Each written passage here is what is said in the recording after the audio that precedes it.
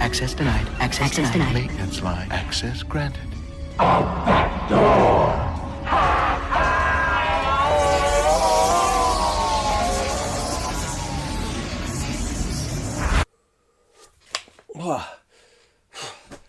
Guys, welcome to a real classic film review of 1992's The Lawnmower Man. Now, recently I watched this and I hadn't realised that director Brett Leonard also made the Denzel Washington Russell Crowe movie Virtuosity in 1995, which, of course, in hindsight, makes perfect sense. Both feature virtual reality simulations and how VR could obviously be used to create gods or monsters, and how in the pursuit of unlocking the mind's potential, a pre-Bond Pierce Brosnan introduces the technology to local gardener, B-movie legend Jeff Fahey, and reverses his learning difficulties into superhuman intelligence, which soon spirals out of control. Featuring now brilliantly hilarious visual effects, and after a lawsuit, almost in no way based on a Stephen King short story, this now 30-year-old cult classic is one of my favourite guilty pleasures. Let's take a look. We haven't been tapping into new areas of the brain. This technology is simply a route to powers that conjurers and alchemists used centuries ago. Human race lost that knowledge, and now I'm reclaiming it through virtual reality. So, with the luxury of hindsight, we can admit to ourselves that 1992's The Lawnmower Man may not go down in history as a sci-fi classic, or even be up there with the best of the 90s, or even just 1992, but it's so much fun. And most of that fun comes in the absolute seriousness on display throughout. It's 1 hour and 40 minutes of quotable gold. You realize, Dr. Angelo, that my intelligence has surpassed yours. And I can't allow your fear of what you don't understand to get in the way of this work. The treatments have to continue.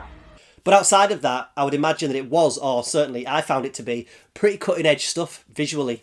There's about 10 minutes of actual CGI virtual reality stuff in here. But when I was 12 and blown away by tech like a Game Boy or a Mega Drive, Genesis if you're from the US, then this movie, suggesting that mind-boggling 3D environments where anything's possible were just on the horizon, was pretty exciting.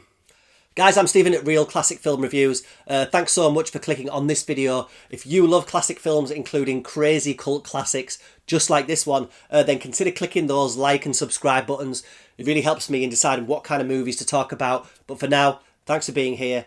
And with that being said, so here we have Pierce Brosnan's Dr. Lawrence Angelo, who's been using VR to train chimps to fight in wars for virtual science industries. This is a CIA-like agency that wants to apply Angelo's technology for defence weapons, I think.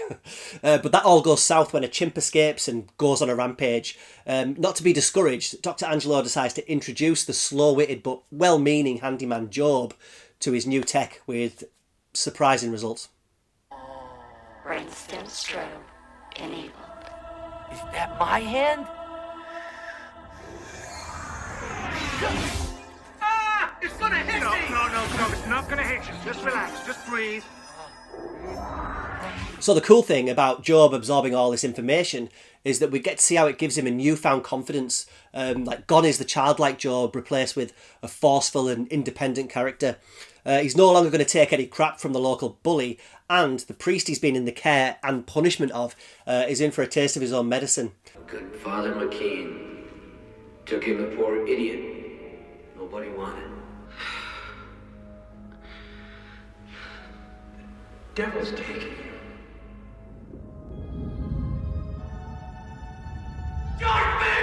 And, there's a sexually frustrated young widow, Jenny Wright, the treatment wakening some other urges in Jobe. So most of the modern reviews I've read for The Lawnmower Man have pulled apart its foretelling of a possible future and the standard of its visual effects. Now, they are extremely shoddy in the age of 8K, HDR, blah, blah, blah, but they still have a charm that is very early 90s. Remember, this film sits just after The Abyss and Terminator 2, but just before Jurassic Park changed cinema forever. Here, the virtual reality worlds are a zany kaleidoscope of landscapes, complete with jetpacks and spaceships and even a virtual reality love scene thrown in.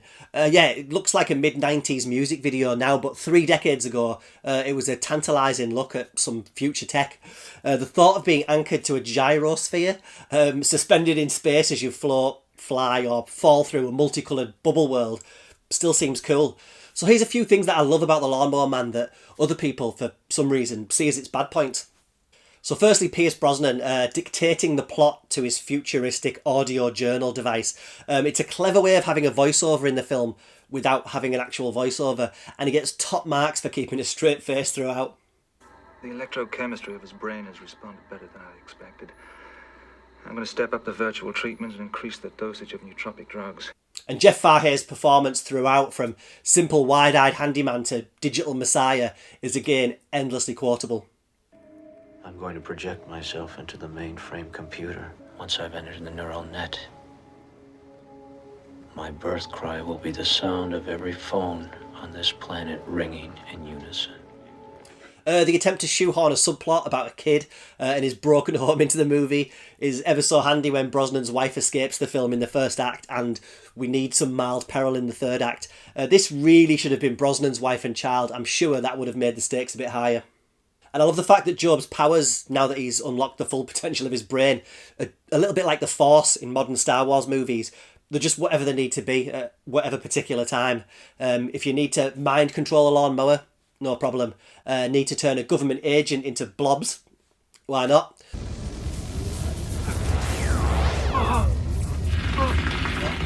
Need to leave your body completely and somehow download your life force into a VR headset. Gotcha. I'm in!